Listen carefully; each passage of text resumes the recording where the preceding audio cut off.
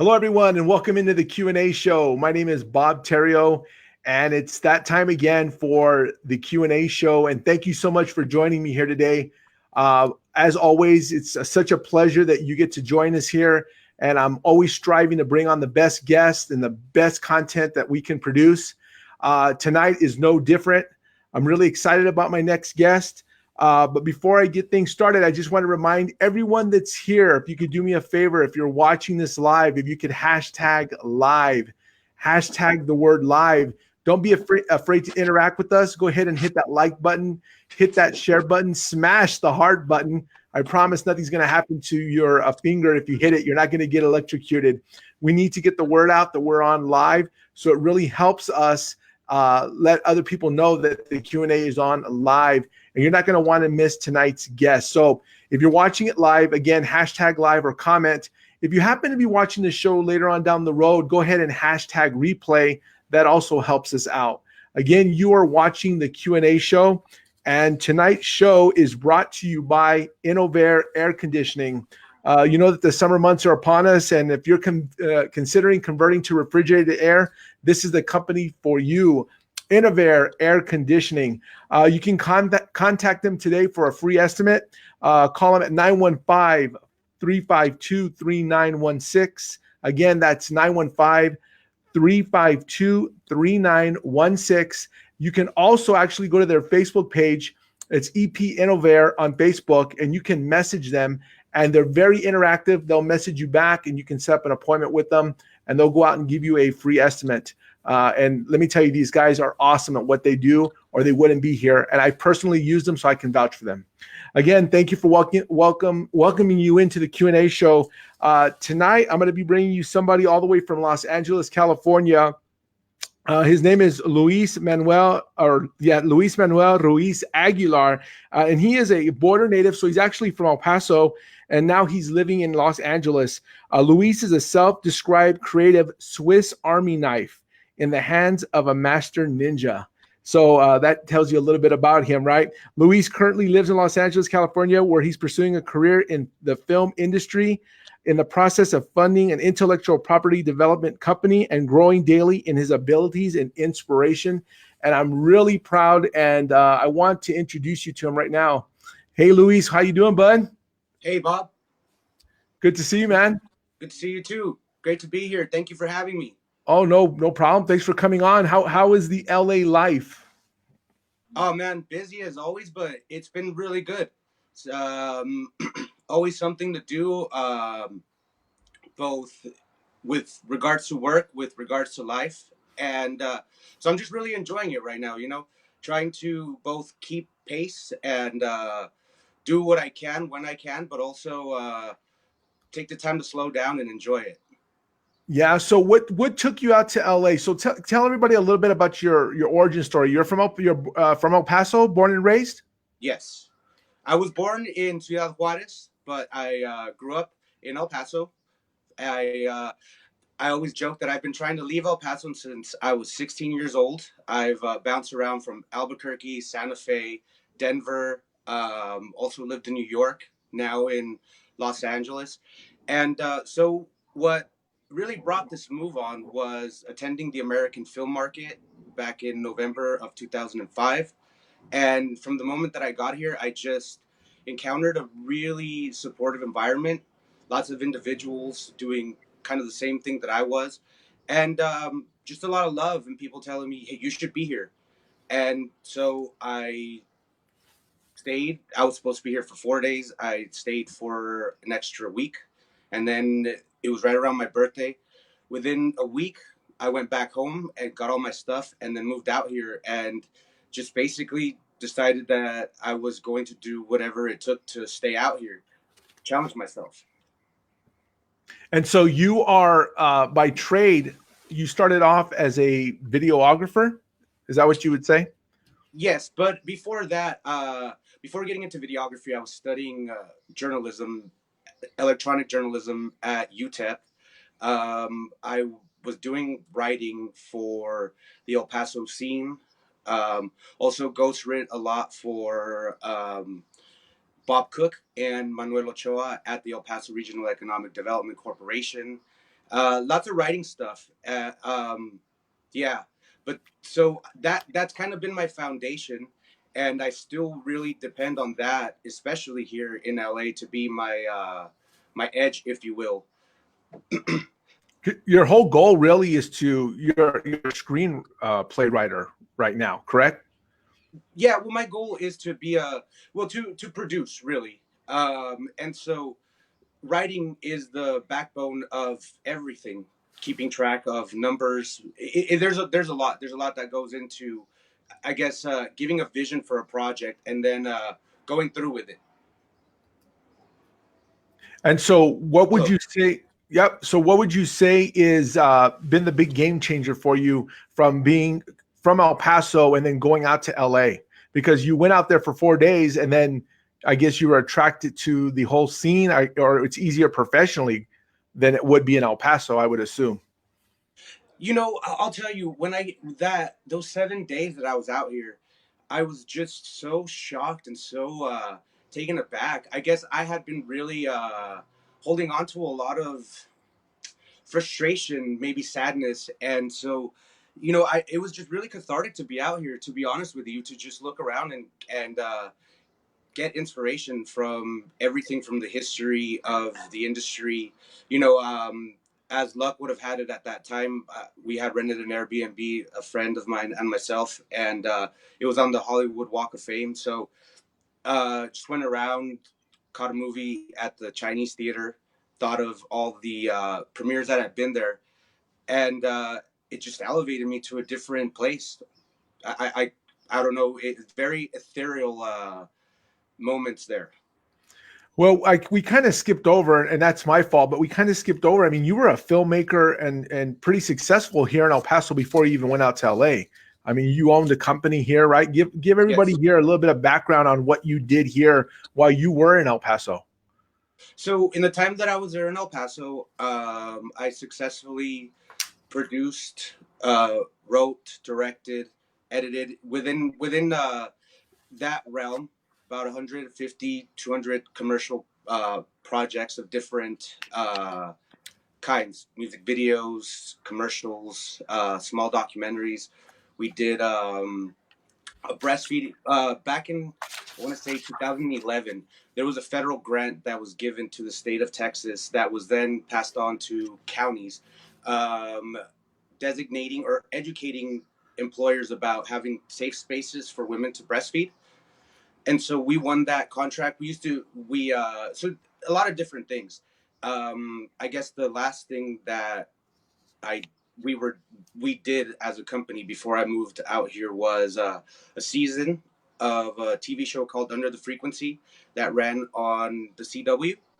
I remember that show. I watched that show all the time. I thought it was really cutting edge for El Paso. It was really cool. You talked about you had a lot of bands and things and artists on there. It was something really different. It caught my eye. Thanks. Well, two things about that. The show had a really signature look, feel, and aesthetic, and I credit that to my former business partner Jaime Blanco. That he's really good at his craft, several of his crafts, and then there was the uh, the community here in El Paso that lent itself very well to that type of interview setup. Lots of talent, hidden gems, and stuff like that. So it was a lot of fun to do. Yeah, and there is, I think a lot of people forget about how much talent there actually is in El Paso, but we tend to lose them. We tend to lose them to other cities, uh, basically because there seems to be more opportunity, especially when it comes to entertainment. When you agree? Yeah, absolutely, I agree. And it makes me sad.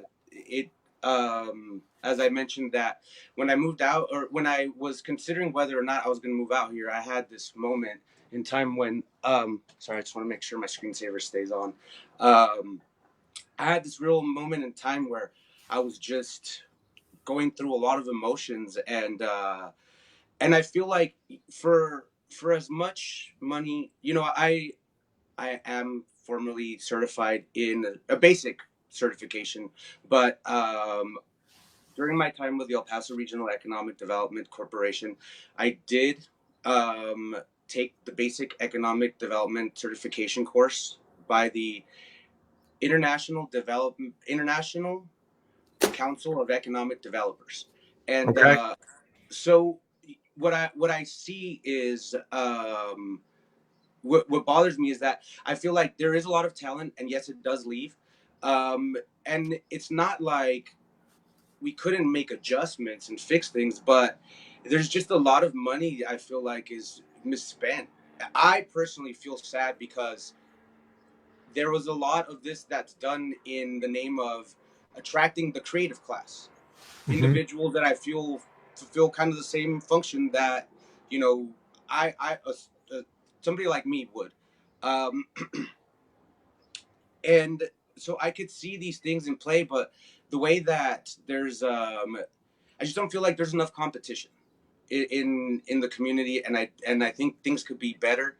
And so I would love to see that.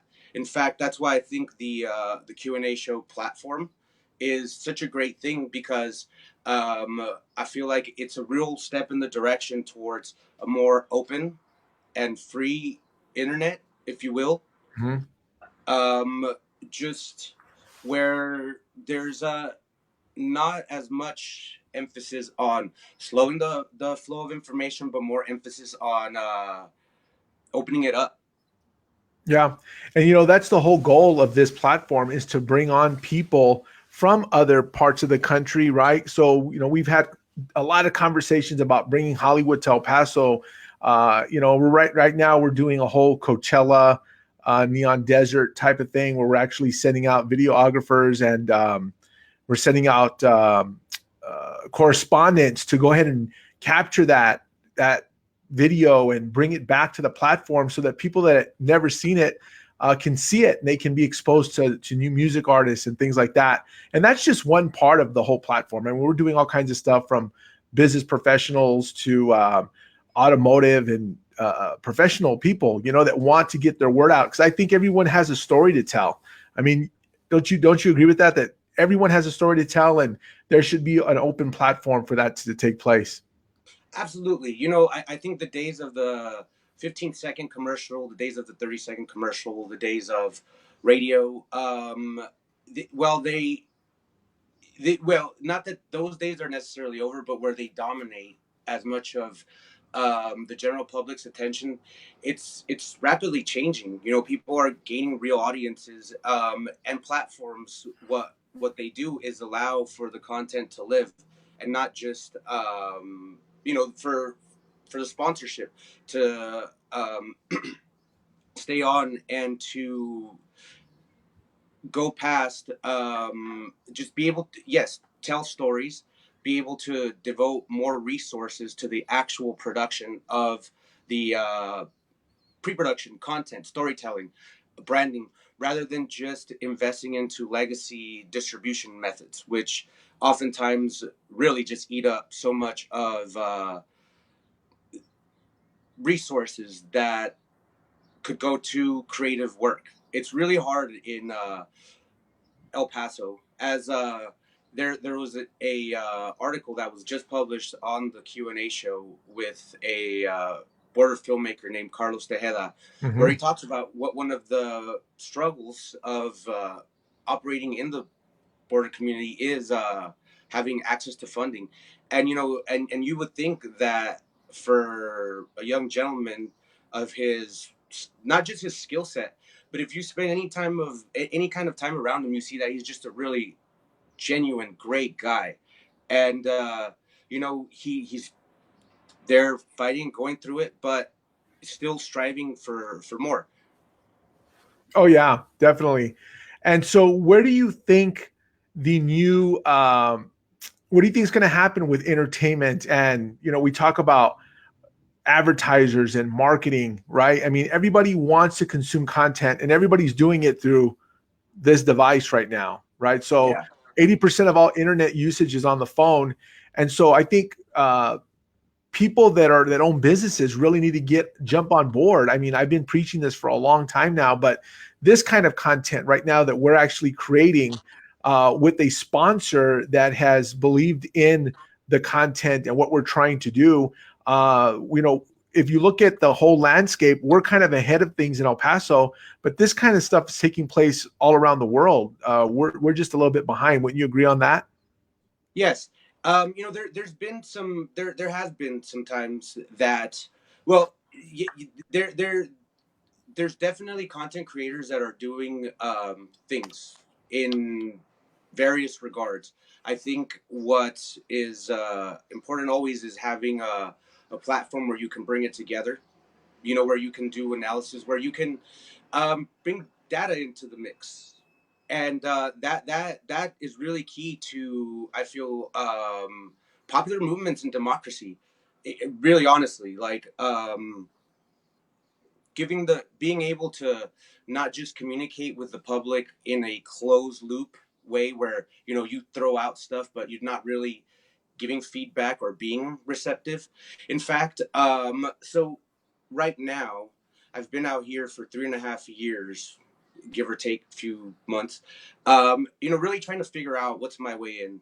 Um, the Statistically speaking, to be a filmmaker, a professional filmmaker, a studio filmmaker, not just like doing stuff that's direct to stream, or that are in the lower end budgets, having a real budget to work with. Statistically speaking, it's much harder to be at that level than it is to be a professional athlete. Um, and so there's been this talk about diversity, representation, um, for a while now, and how the films, stuff that's on streaming content, still hasn't really caught up to the demographics, America's changing demographics. And so, my business partner and I, Raj North, um, just an incredible, I can't say enough good things about my mentor and, my friend. We've been developing the system for creating intellectual property that's based on the experiences of, from like myself. I would say I identify as a Chicano, Latino, and coming from that perspective, border narratives, um, trying to there's just a lot of issues that are breaking, and being able to be nimble, to be able to respond to this voracious appetite. Yes, so there is a voracious appetite that the public has for new content. There's for not just new content, but content that deals with storylines, with things that are not seen anymore. There's been this thing about the rise of the anti-hero. Mhm. You could see it all over films and TVs. That's why there's this new Joker film that's coming out. There was Suicide Squad before that. I mean, Breaking Bad, big cultural phenomenon. Audiences are just wanting to see different takes. Right. I think society is just getting hipper to a lot of chicanery that goes on with national politics, and so it's interesting to see the way that a lot of things start to get covered. A lot Yeah, of and times, there's a lot of things that the newspaper or traditional news outlets, as we call them, won't even cover. yeah, absolutely.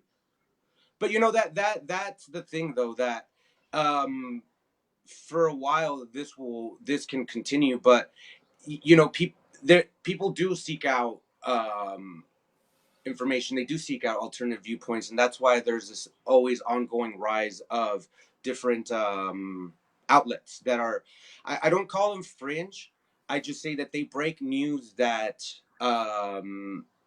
isn't like readily covered, and it's fascinating. I read this book last year called "Trust Me, I'm Lying: Confessions of a Media Manipulator," Hmm. and the name of the author is Ryan Holiday.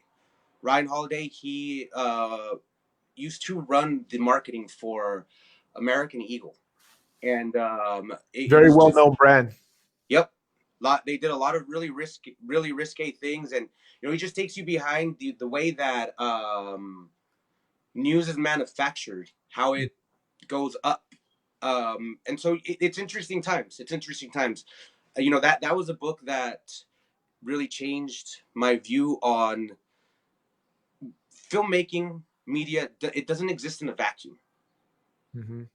um, you know, Things get hot because there's people on the back end really think about campaigns. They think about ways to bring subjects into the public consciousness. And watching things, again, that's one of the goals with this intellectual property development company, is to be nimble and get subjects as they're hot. Um, Writing a screenplay, it it is a real work of art. It truly is. To Mhm. be able to get the reader, to actually imagine the movie in their head as they're reading words, to be able to add meaning with the way that scenes and chain of events are brought to the audience. It's a really powerful thing. I mean, Um, and even doing adaptations from books, because I know you've done a screen adaptation from a book, and I know that that's difficult as well. Very very difficult. Yes, I would say. So. Uh, um, Writing is the foundation of all of this. Taking alternate viewpoints, being able to just talk about things, get audience feedback. Like right now, Netflix has gotten a lot of traction with this Bandersnatch film that they made last year. It was kind of like a choose your own adventure type of thing. Yeah, I didn't see that. Tell the audience a little bit about that in case they haven't seen it. And I haven't actually seen it myself either. I have been nose in the grind on working on projects, but the gist of this project, and they'll be investing in more projects like this, is that the film has alternate endings, and so you watch it not. I think you have to use either like your laptop or a capable device, but you're able to make choices, and then you get to ending that kind of depends on how you've maneuvered it. And so, So Netflix is allowing you to pick how you want the movie or the episode to end or the yeah. series to end. Hmm. Wow, that's news to me.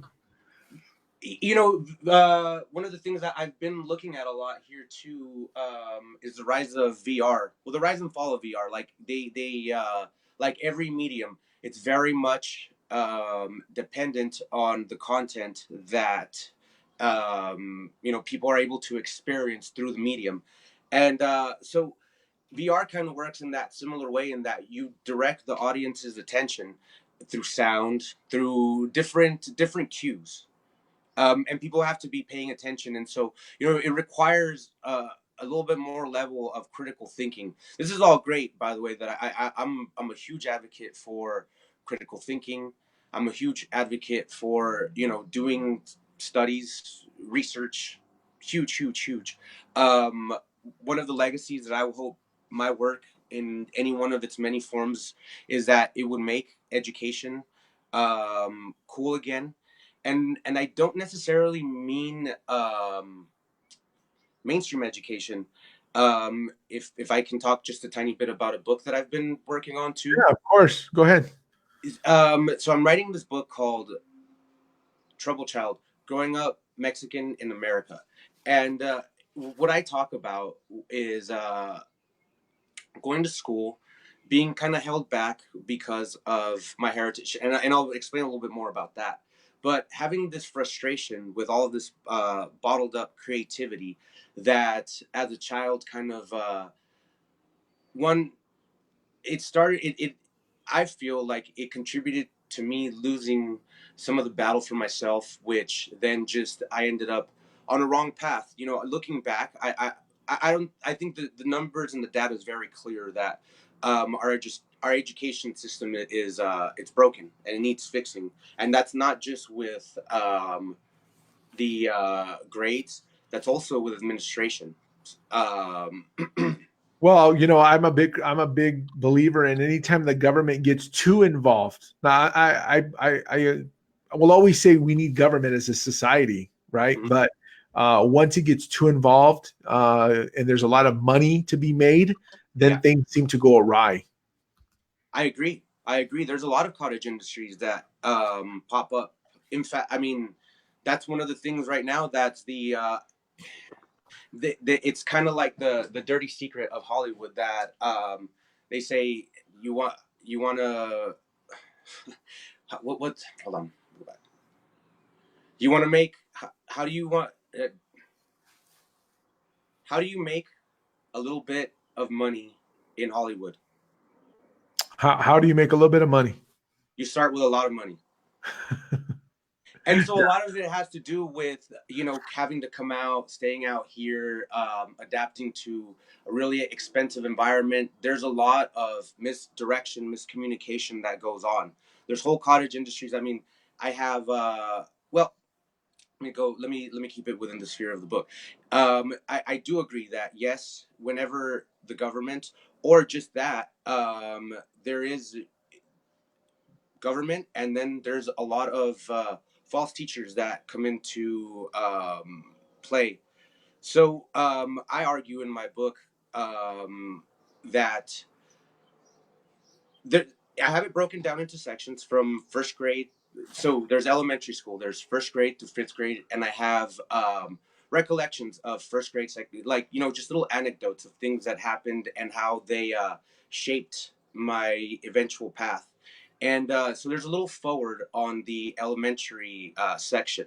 And I talk about the need for kids to understand that they can't always trust the grown-ups, can't Right. always trust the teachers, can't depend on the teachers to protect them. I argue that every one of us, I think we can look back and at a certain moment, when we're kids, there's something different about us. Whether it's having a funny name, whether our body's shaped different, whether we talk funny, there's just something different about us. And I argue that that difference that we have is what is our purpose. When we figure out what that is, but I do feel that in a lot of ways what happens is that a lot of kids are hurt for a lot of different reasons, and the kids just can't depend on a lot. And I know it seems sad. I know it seems, I don't expect, like I say in the forward, it's not, I don't expect kindergartens for first graders, second graders to read this, but I do expect teachers, to read this and get a different perspective Mhm. on kids are dealing with. Having said that, these anecdotes that I write about, when I say that I was held back, sorry, That's okay. when I say that I had like held back or had some problems in my education, I went to Hillside Elementary School that is part of the El Paso Independent School District, and from grades kindergarten through fourth, I was part of the Spanish language program.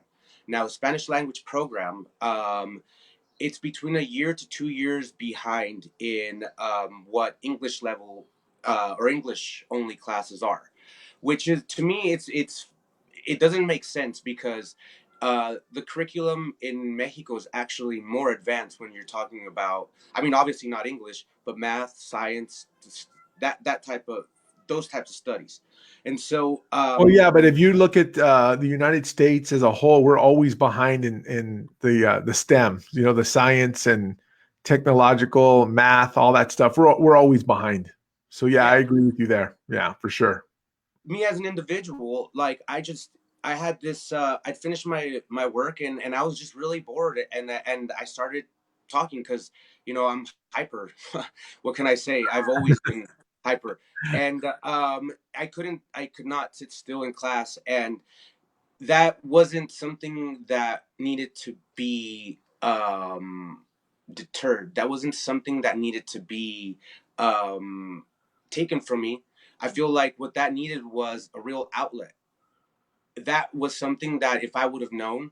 Right now, Kim Kardashian is getting a lot of flack, and I would say this: I will eat my words about Kim Kardashian, because I've always said that she's only well known for her looks, and that she doesn't really have much substance. But um, I didn't even know that you could study to become a lawyer on your own without having to go through like all of these different hoops. And I would say, like, I don't want to discount education or anything like that, but um, it's a really hard process. Well, she's probably going to do it and just not take the bar exam, so she won't be a licensed attorney. You know. No, I think she has to take. No, from what I was reading today or yesterday, she's taking right now. She's studying for the mini bar, but she'll be doing the bar, and she has. I mean, granted, she does have some really high priced tutors because she can afford it. But on the converse side of that, let's say you're a student in Juarez that would have to go back and forth every day to attend class, and you'd have to pay for transportation, lunch, time, all of these things. They add up. And so I do think that as an option, that's great. We need more lawyers in society. I am glad that she has taken that step. And You think we need more lawyers in society? I do think, let me say this, I think that we need more people that are aware, knowledgeable, Mm-hmm. and licensed to practice law. Right. Not that doesn't mean that they have to be lawyers in the traditional sense. Certainly not the ones that are part of the machine. Yeah, because I was going to say most people that sit in Congress and senators are mostly attorneys sitting in there. If you take a look, the Sure. majority of Well, them are. my one of the things that I would hope for my legacy is to have the conversation really. I get you can't say drive home the point, but to what degree is help make popular the notion that the real action in politics is certainly not parties but policy. NC policy is not something that is out. It's not this thing that people think that it is. What happens is that there's agendas within parties. I mean, there's just a lot, but I do look forward to the day when it starts from local levels. You know, when citizens say, you know what, I've had enough of what I can see as a loophole for corruption. I look forward to the day where citizens just really understand that they can. El Paso's prime ground for this, and there's a lot of fights that we could talk about. Um, there was the bail bonds thing that Tony Munoz talked about A before. couple of shows ago, we had Tony Munoz on, and just for those of you who don't know, but there is a what El Paso County is doing right now is they're letting about 90% of all people that are arrested out of jail on they're called PR bonds, personal recognizance bonds, and they're taking the money out of the general fund, and they're pretty much letting everybody out. So who pays the price for that? And that's the taxpayer. And innocent until proven guilty, but they can't let everybody out of jail, especially if you're a repeat offender and you've done a heinous crime or a violent crime. There's some people that just don't deserve to be out of jail, especially if they can't afford to get out of jail. Because what ends up happening is they get out. And in this last case, Tony broke the news that that sheriff that was killed a few months or a couple of weeks ago, it was probably like 3 or 4 weeks ago, the person that killed him was out on a PR bond. And that's what he broke here on the Q&A show. So that's what Luis is alluding to. So I just want to See, give a little bit of background there, Luis. yep. Thank you for clarifying that subject.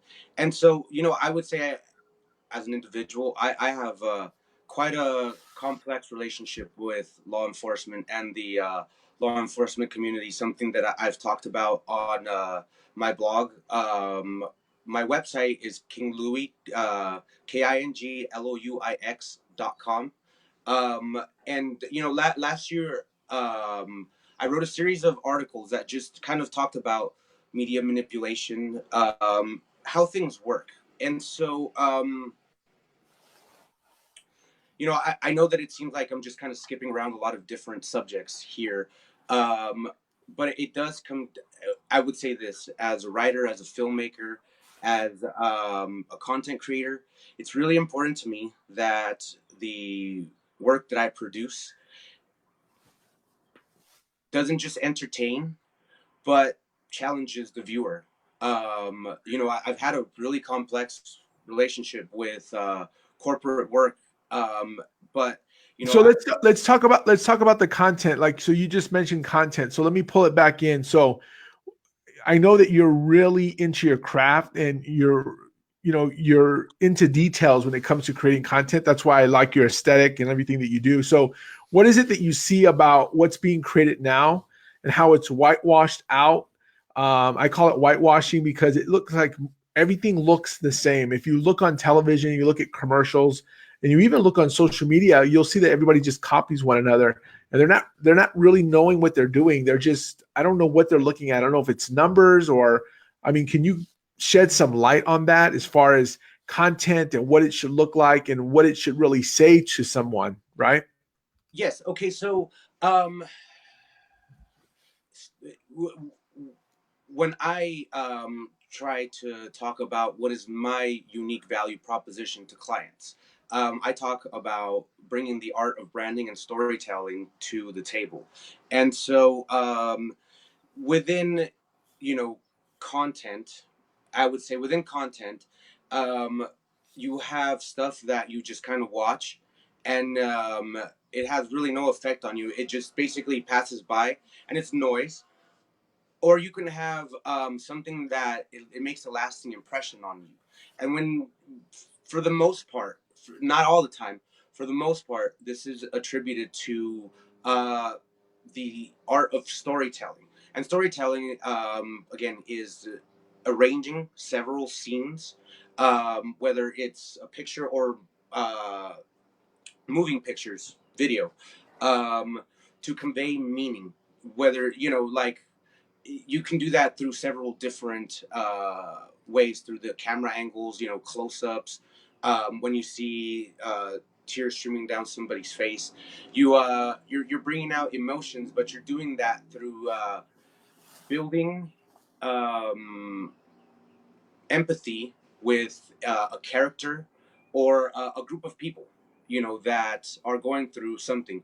And there is the element of change within that particular setup too. So that's how you arrange the scenes to convey, meaning and value that a person starts, or sometimes there's stories about like trees that get cut down. There's stories about, an element, a person, the protagonist starts out as something and then changes into something else. And I use the word protagonist, not hero, because we're really getting into the era of um, just looking at the, for lack of a better term, the duality of man, and looking at, the that, people have good traits and bad traits. Right. Everyone does. And so, that's why even you have these like marketing campaigns like the Gillette one that talk about toxic masculinity. You have, I mean, just a lot of different things that you can point to as far as that. But so I would say this with regards to content, showing a change, showing individuals going through something. Um, yeah. Yeah. Is there a Well, way that maybe I can elaborate a little bit on that? Well, I mean, I just want to go ahead and interject. If anybody has any questions for Luis here as far as filmmaking and the things he's been talking about, his book, please feel free to chime in. You can put it in the comment section here. And I want to remind you, if you're watching this, hashtag live, so we know you're watching, or feel free to answer the question. So let me take you back, Luis, because we are jumping around a little bit, but I know that you have a really deep connection with El Paso, and you went to Los Angeles to further your career like a lot of people do.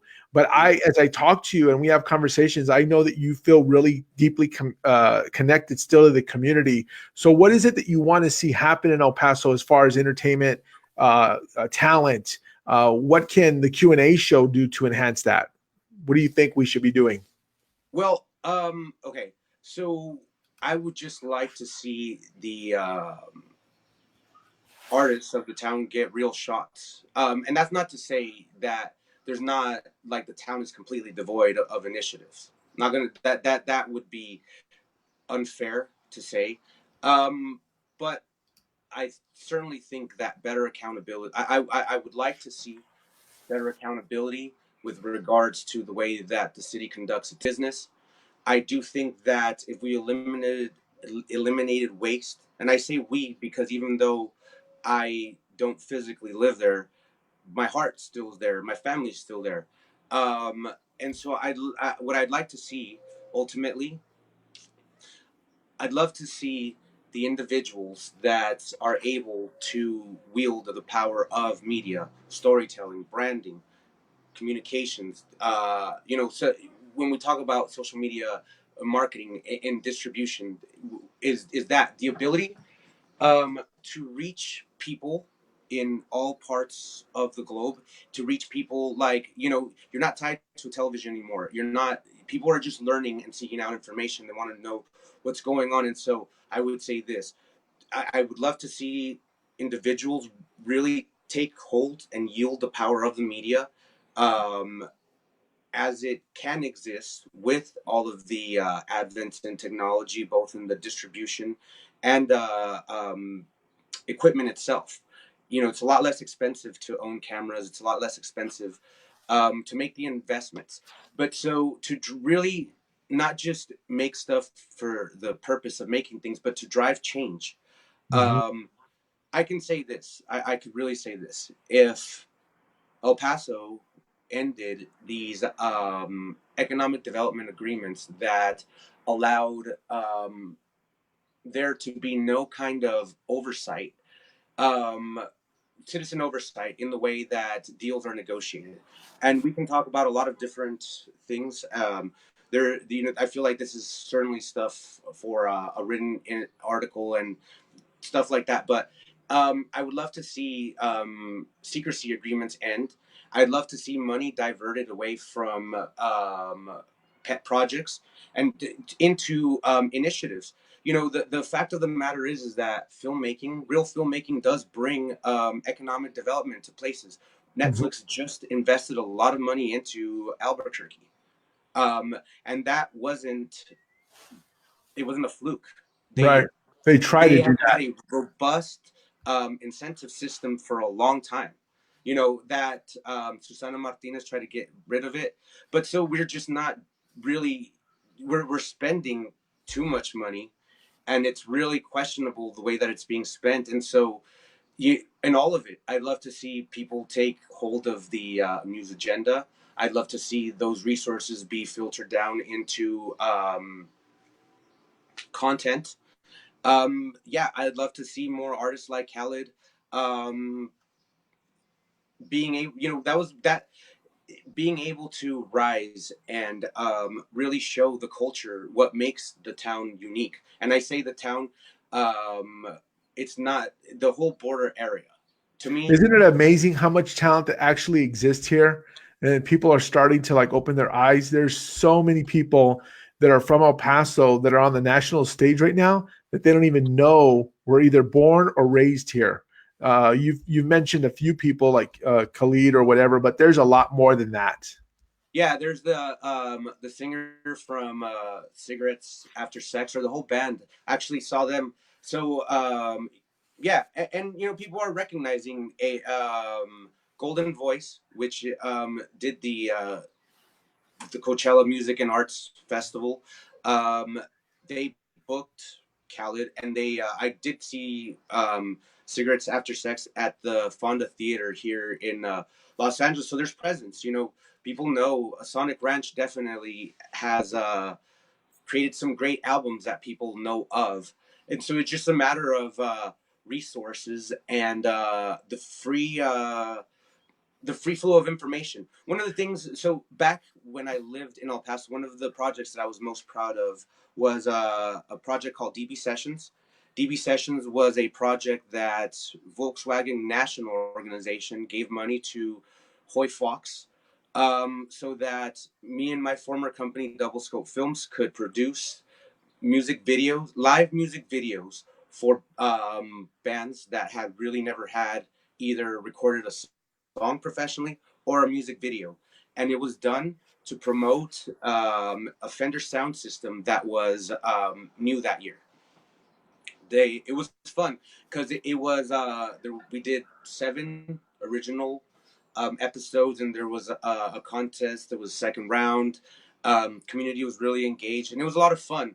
Now, what I was really sad about, I feel that that is something that's absolutely newsworthy. That a international corporation, Volkswagen, you know, looked favorably on our town and said, you know what, there's real talent to be developed here. When a brand stakes its name with an individual, that means something. That Yeah, of really means course. something. The problem is that in El Paso, there's just a lot of old school thinking still. I mean, Hmm. the town is getting younger. I saw a stat saying that in the next couple of years, it's like somewhere between 70 and 80% of that population, El Paso is going to be under the age of 30. I don't know how true that statistic is. I can't cite it. It's just something that is in my head. But if we're looking at that and we're talking about advertisers and the things that you did, there's going to be a need for that more because, these people want to see new and different content. The younger generation is used to being on their phones. They're pretty much raised with it in their hand. They're born with it. And you just still see a lot of traditional advertising and marketing that takes place. And that's kind of sad because I think people are missing the boat. Wouldn't you say that? Sure. Well, and here's the thing. There are people. Do you mind if do can I speak on my own behalf? Of Well, course. well. So one of the things that really left a bad taste in my mouth when I was leaving from El Paso was and I don't say this, some of my friends, when reading some of the stuff I posted last year, they're like, you just come off as somebody that's kind of like bitter, somebody that's just kind of like has a grudge or a vendetta, and there could be some truth to that, but see, what I feel is that in the project, like under the frequency, the project that I mentioned that we had on the CW, um, the real goal of that was to expose um, musicians and artists, and I really feel that a lot of the people that we had on that show got traction from the appearances that they made, like DB Sessions. But so I was sitting in the office of a one of the executives of News Channel 9, and they brought me and my former business partner in, and they were like, we love the aesthetics, we love what you've done, everything is great.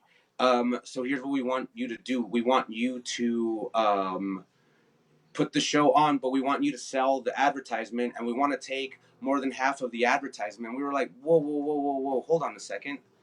Like, why? And and I for if you're executive level management, you must understand the amount of time, resources, and energy it goes into just the creative portion of that. That's not even the actual sales and marketing, which is a whole different art form. People, that's your expertise, and so I felt that all of that to get us to that point was not actual help. It was in fact a way to draw information out of us. Hmm. It was a real slap in the face. Hmm. Um, and so that's I I don't think that that was a misunderstanding by accident. I think that was a misunderstanding, and the reason is because, again, people that legacy media depends. It costs a lot of money to run a TV station. A lot of people that it goes to feed into a system that, yeah, in El Paso it's the anomaly, and yes, a lot of people still do watch local stuff, but people really don't do that in a lot of other places. And Yeah, so we're behind. We're behind they, the they curve here in El Paso a little bit.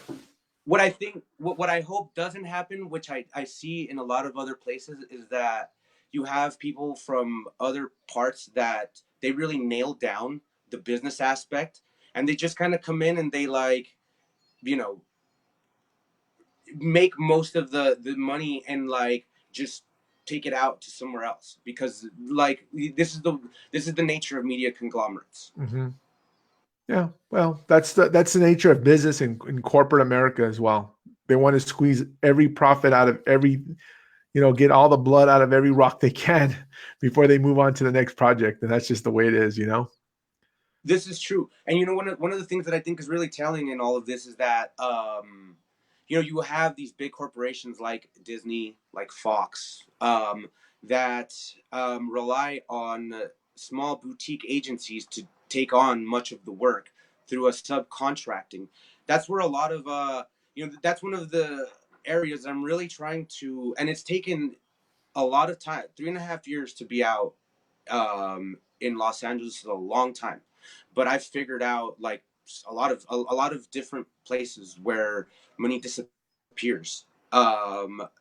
You have last year in the news there was this thing about visual effects companies that were part of like that movie Life of Pi that Mhm. won the award for best visual effects, but they went out of business shortly after because of that whole thing. That conglomerates really do try to squeeze every last bit, and creatives, because they're in an environment where it's kind of like race to the bottom a lot of times. Not to say all of the times, Mhm. um, but it's changing. There's hope.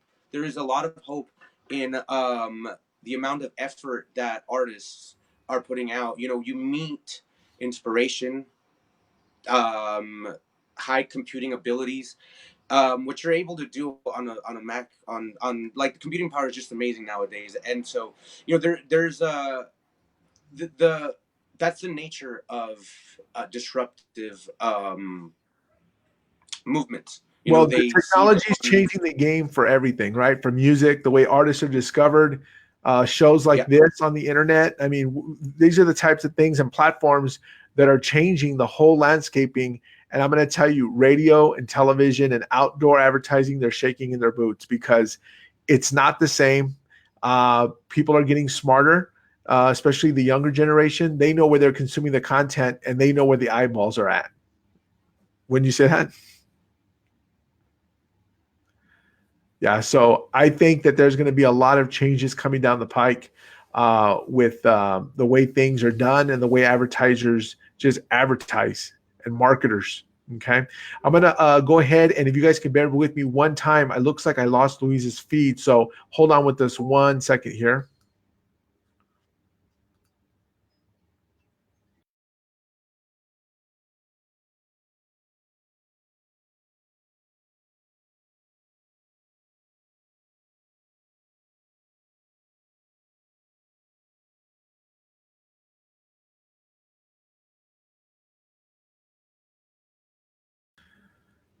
Hey guys, well, it looks like I lost his feed. If he jumps back on here, we'll get into, we'll ask him a little bit more. But he is in the works of writing screenplays, submitting them. He's in the midst of writing his books, which is awesome. I wish him much luck. He has actually been a big contributor to the Q&A Facebook, I'm sorry, the Q&A website. So if you guys go on there, you'll see all of the information and everything that we're trying to put together because we want to change the way media is consumed in here in El Paso. And believe me, we don't have these pie in the sky dreams. We know that media, there's a place for everything. There's still a place for television. There's still a place for radio. There's still a place for outdoor. We understand that. But we do know that there is a generation, there is people, and I'll stick myself in that generation. And you can ask yourself this question: how much content? How often are you on the phone? I'm sure you're on the phone a lot. And so what we're trying to do with the Q&A show is we're trying to bring content from all over the United States. And there's Luis. Hey, Luis, popping back up. What's up? Pop back up. Okay. Well, Yeah, I was my I phone was over kind of talking to here. the audience a little bit about what we're trying to do with the Q&A show and how we're trying to bring content to it in a different fashion with actual videographers out. You might have saw me in California a couple of weeks ago, where I was able to interview a ton of people, Super Bowl champions, authors, just all types of people out there. And we want to bring this content, this media to El Paso. I was going over what we're trying to do on the Q&A show, Luis. I don't know what's going on your end, but if you can chime in as far as let's kind of wrap it up a little bit here before we lose you again. What's on the horizon for you? What do you see coming down the pipeline? How can people find you? Okay, so once again, thanks, Bob. Thanks for everybody that tuned in and watched. Some of the things to be looking for down the pipeline. I recently shot a short film with a friend, a really great friend that I made from Peru, called Bienvenido. It's about Mhm. a immigrant's first day in Los Angeles. When is that The coming out, and where can they find it? I'll be actually putting that on the Q&A show. Awesome. I'll later on today we'll get together a few kind of just clips, and Okay. then the I'm not exactly sure on the turnaround. I will be posting a few of the production clips of it, and then that'll be that's coming down the horizon. We'll have continued coverage of Coachella. um, I will be sharing some of the work that I've been doing as far as my book. Several short as far as let's see.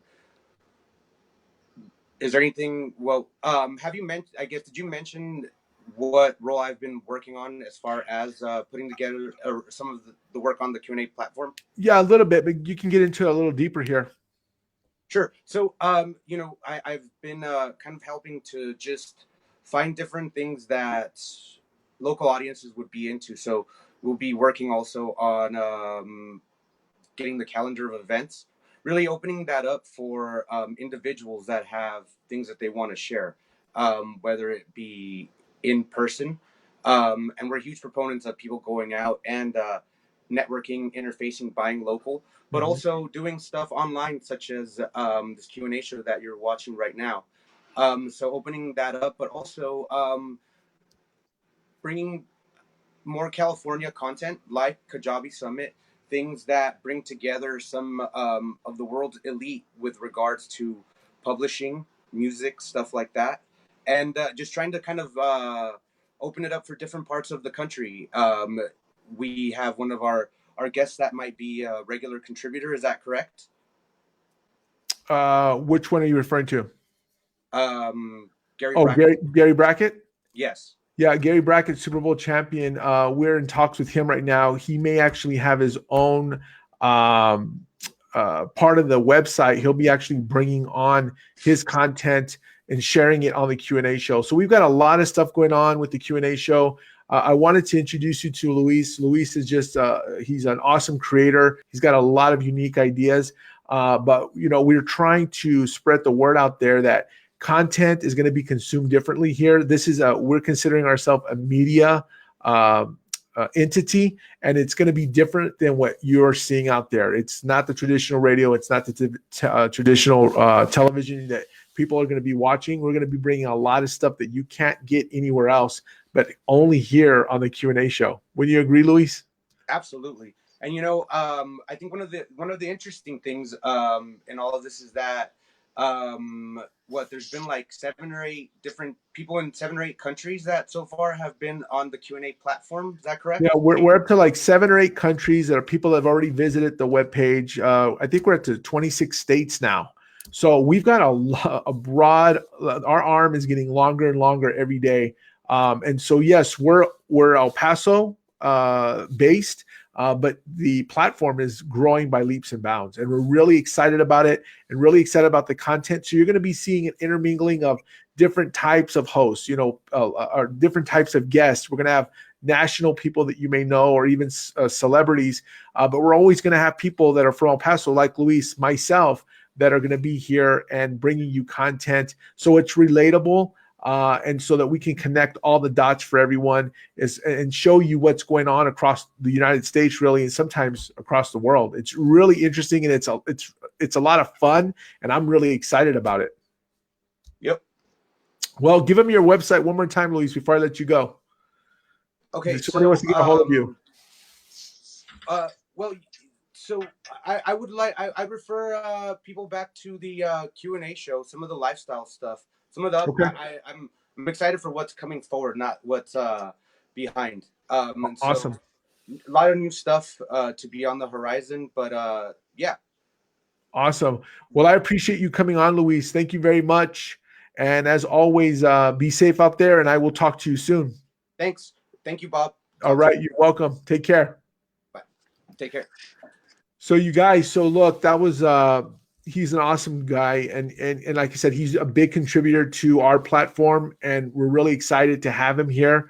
But before I let you go, again, if you happen to be watching this show in replay, do me a favor and hashtag replay, like and share the show. It does tell people that that people are watching it, and it helps us get the word out.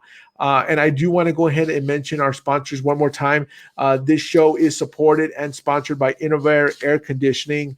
And like I said, the summer's here. It's warm. It's going to be almost 80 degrees tomorrow. So if you need to get a hold of Innovair, you can call them at 915-352-3916. That's Innovair Air Conditioning. One more time, 915-352-3916. Tell them you saw them or heard about them on the Q&A show. You guys, next week's going to be a really big show. We're going to have Neil Patel on. Yeah, he is, to me, he's the godfather of SEO. He's a very young guy, but he's had a huge impact on the internet world and the marketing world. So if you know somebody who owns a business, you're interested in that, tune in for sure next week. And you can always catch all the replays of our shows at www.TheQ&AShow, spell out and you can go and watch all the content from Coachella. Coming up, we're going to have the Neon Desert there, all the interviews we've conducted, everything's there. All of the archives of our show are on that website. So I encourage you to go there and check it out. It's a really fun website, and please spread the word. And thank you so much for joining me here tonight. I really appreciate it. Until next time, my name is Bob Theriot, and I bid you a good night. Take care. Bye-bye.